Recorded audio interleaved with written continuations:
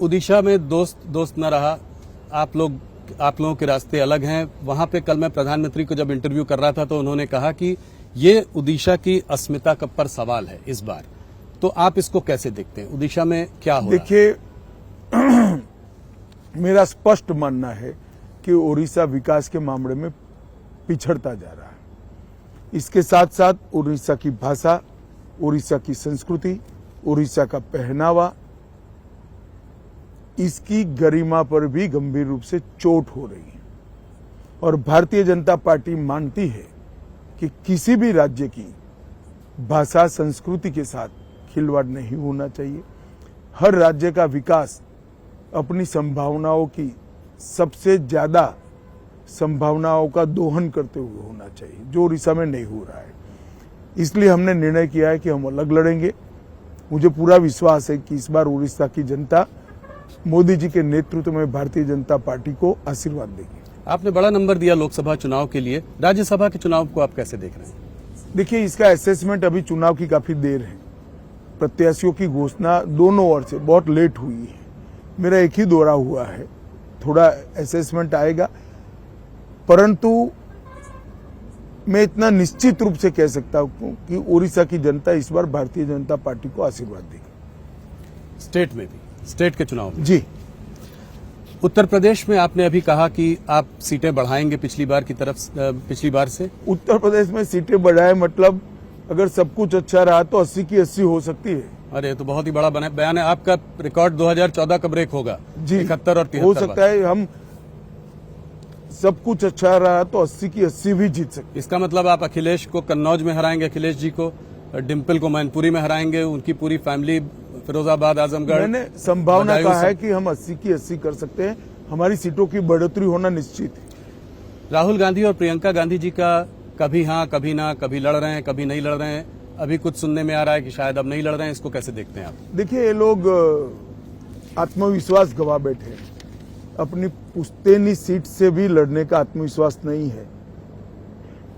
अगर नहीं लड़ना था तो इतने समय तक सीट क्यों पेंडिंग रखी? किसी कार्यकर्ता को दे देते तो कम से कम वो जनसंपर्क तो कर सकता था। ये कंफ्यूजन जो है कहीं न कहीं लैक ऑफ सेल्फ कॉन्फिडेंस को दिखाता है। अमित जी, अभी हम लोग कुछ दिन बिहार में थे तो वहां पे ये देखा गया है कि जो तेजस्वी और जो गठबंधन साथ में इनके साथ लड़ रहा है वो इस बार आपकी कुछ सीटों में कुशवाहा वोट काटने की कोशिश कर रहा है। कोई सवाल ही नहीं पैदा होता। तो बिहार में आप कॉन्फिडेंस है कि आप रिपीट करेंगे जिस तरह का आपका परफॉर्मेंस था? साउथ इंडिया में एक बार चलते हैं। इस बार आप लोगों ने वहां बहुत समय बिताया, प्रधानमंत्री ने वहां बहुत दौरे किए, आपने खुद पर्सनली वहां पे बहुत दौरे किए, आपने बयान भी बड़े बड़े दिए हैं। तो साउथ इंडिया, एक अगर पूरा साउथ का सीन ले लें तो अगर 129-130 सीटों में आप कितनी सीटें देखते हैं? पिछली बार आपकी कर्नाटक और साउथ के चारों राज्यों को मिलाकर हम कांग्रेस से तो आगे ही जाएंगे। कुल मिला के कितनी सीटें? क्या केरला, तमिलनाडु में खाता खुलेगा?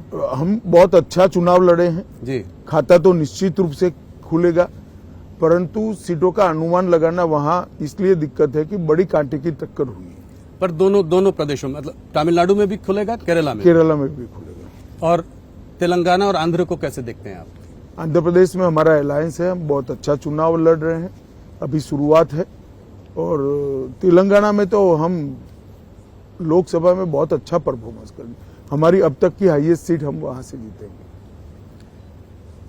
अमित जी, एक सवाल और, इस चुनाव के पहले 2 सीएम जो है अरेस्ट हुए हैं। केजरीवाल जी अरेस्ट हुए, वो तो अभी भी मुख्यमंत्री हैं, हेमंत सोरेन जी भी अंदर हैं। तो आज सुप्रीम कोर्ट ने ईडी से टाइमिंग ऑफ अरेस्ट पर क्वेश्चन उठाया है, तो इसको आप कैसे देखते हैं? नहीं, देखिए, ईडी सुप्रीम कोर्ट के सामने एक्सप्लेन करेगी जी, मगर मैं बताना चाहता हूं, ये बहुत समन के बाद हाजिर नहीं हुए। पहले समन में अगर आए होते तो चुनाव के 6 महीना पहले अरेस्ट हो जाते। बहुत बार समन्स दिया गया, वो आए ही नहीं। अब उनकी धर्मपत्नी सुनीता केजरीवाल जी कह रही हैं कि उनको इंसुलिन नहीं दिया जा रहा है, वहां पे उनको ठीक से रखा नहीं जा रहा है, ये उनको मारने की साजिश है। देखो भैया, तिहाड़ जेल दिल्ली सरकार के अंतर्गत आता है, जिसके मुख्यमंत्री केजरीवाल जी है। तो क्या उनको मारने की साजिश वो स्वयं कर रहे हैं? वो कहते हैं कि वो डीजी प्रिजन्स जो है वो दिल्ली पुलिस को शायद रिपोर्ट करता है। जरा भी नहीं। अच्छा। प्रिजन सीधा दिल्ली सरकार को रिपोर्ट करता है। तो इसमें आपका कोई सवाल ही नहीं पैदा होता। ईवीएम पर सुप्रीम कोर्ट का फैसला आया। ऑपोजिशन ईवीएम के बारे में बहुत सालों से बात कर रही है, हर बार नारा लगाती है कि बीजेपी सिर्फ ईवीएम की वजह से चुनाव जीतता है। अब आप लोग वन नेशन वन इलेक्शन की बात कर रहे हैं, ये लोग ईवीएम की बात कर रहे हैं। देखिए, आप क्या ये कर पाएंगे वन नेशन वन इलेक्शन? मैं पहले एक बात स्पष्ट कर दूं। जी, राहुल गांधी जी जो बोलते हैं वो सोच विचार कर नहीं बोलते हैं। अगर हम ईवीएम के कारण जीतते हैं तो तेलंगाना में क्यों हारे, तमिलनाडु में क्यों हारे, केरल में सालों से क्यों हार रहे हैं, हिमाचल में क्यों हारे, बंगाल में क्यों हारे? या तो राहुल गांधी ने स्पष्ट करना चाहिए कि ईवीएम से आए नतीजों में हम जीतते हैं तो भी शपथ नहीं लेंगे। जी, जीतते हैं तो नए कपड़े पहनकर शपथ ले लेते हैं, हारते हैं तो ईवीएम पर ठीकरा फोड़ते हैं। किस प्रकार की राजनीति है भैया? जब आप जीतते हो तब ईवीएम सही है, जब हारते हो तो ईवीएम नकारा है। क्या देश की जनता ये सब नहीं समझती? क्या देश की जनता इसको समझती है? मगर मुझे तो आश्चर्य हो रहा है, इतनी बड़ी पार्टी अपने नेता के एडवाइजर क्यों नहीं बदलती है? मैं दूर से देखता हूं, मुझे आश्चर्य होता है। खैर छोड़िए, वो उनकी पार्टी का सवाल है। वन नेशन वन इलेक्शन हमारा संकल्प पत्र का मुद्दा है और हम उसको जमीन पर उतारने का पूरा प्रयास करेंगे। तो अगला चुनाव 2029 वन नेशन वन इलेक्शन होगा। देखिए, तो संसद को निर्णय करना है, परंतु भारतीय आपकी तरफ जनता से पार्टी जरूर प्रयास करेगी और उसको जमीन पर उतारेगी। अमित जी, थोड़ा हटते हैं, कुछ अंतर्राष्ट्रीय मुद्दों पर भी बात करते हैं। वॉशिंगटन पोस्ट पर एक आर्टिकल आया है, उसमें जो है उन्होंने कहा है कि रॉ, जो हमारी इंटेलिजेंस एजेंसी है, रॉ प्लॉट कर रही थी कुछ टेररिस्ट को यूएस में मारने का वहां पे, और उन्होंने कहा ये जो है ये डार्क साइड ऑफ मोदी सरकार है। इसका पहले कनाडा में भी आपको पता है। देखिए, इस प्रकार की रिपोर्ट के आधार पर, इतनी गंभीरता से मीडिया के रिपोर्ट के आधार पर नहीं सोचना चाहिए। अगर कोई कॉन्क्रीट आरोप है तो एजेंसियां उसका जवाब देगी।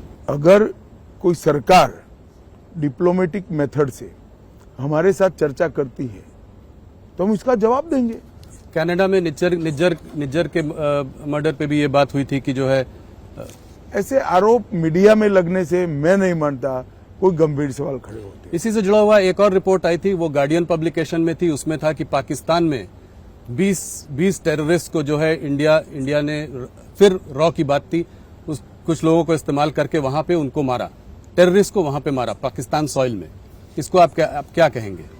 देखिए, किसने मारा ये तो ढूंढने का सवाल है, परंतु मैं इतना निश्चित रूप से मानता हूं कि ये तो एक्सपोज हो ही गया कि पाकिस्तान की सॉइल पर भारत में आतंक फैलाने वाले लोग थे। प्रधानमंत्री जी भी कह रहे हैं, आपके काफी वरिष्ठ नेता भी कह रहे हैं कि अब ये भारत वो भारत नहीं रहा जो कि खड़ा होकर साइड से तमाशा देखेगा। ये भारत वो है जो घर में घुस कर मारता है। इस पर आपका क्या विचार है? निश्चित रूप से सर्जिकल स्ट्राइक और एयर स्ट्राइक करने के बाद पूरी दुनिया समझ गई है कि भारत की सीमा और भारत की सेना इसके साथ छेड़खानी नहीं करते, वरना जवाब मिलता है।